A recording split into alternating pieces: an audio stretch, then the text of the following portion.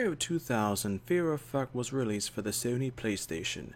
The plot had it of Wei Ming, the daughter of a powerful Hong Kong criminal, disappears and a series of mercenaries search for her.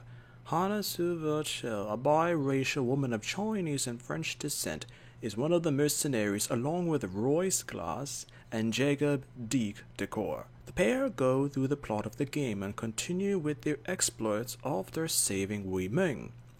The first game was considered decent by critics as the plot and story were decent, nothing groundbreaking or truly different that set it apart from other games released at the time. The most eye-catching aspect of the Fear Effect games and its characters, mostly Hana, were the fact that the details of the game were designed with cel shading techniques. Fear Effect 2 Retro Helix, released in 2001, expounds upon the backstory of Hana and the other characters from the first game, but the gaming dynamics were slightly different than the first installment. Again, the game was decent, but nothing more different from other games released at the time. While Fear Effect was a mildly interesting gaming franchise, it did not set itself apart from other series being developed at that particular time in gaming history, and was even compared to existing or prior franchises, as this neutrality for the Fear Effect franchise proved to be disastrous. There was an abandoned third game called Fear Effect Inferno, originally announced for the PlayStation 2 and supposed to be a sequel to the first game, to an extent retconning the second game.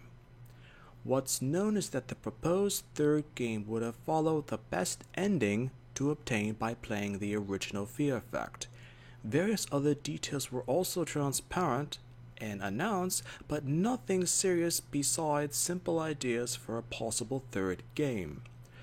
Criticism about Hana were of the fact that she was something similar to Lara Croft from Tomb Raider or Claire Redfield from Resident Evil.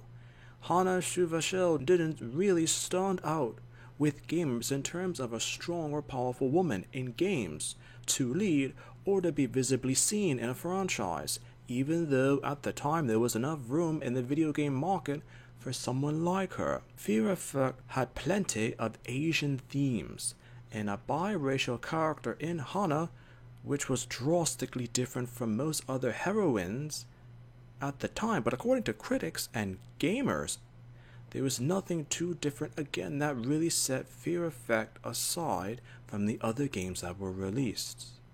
In 2016, Square Enix announced plans to possibly reboot the franchise, as the concept of Hana Suva-Chil and even Fear Effect would be reimagined for a whole new generation.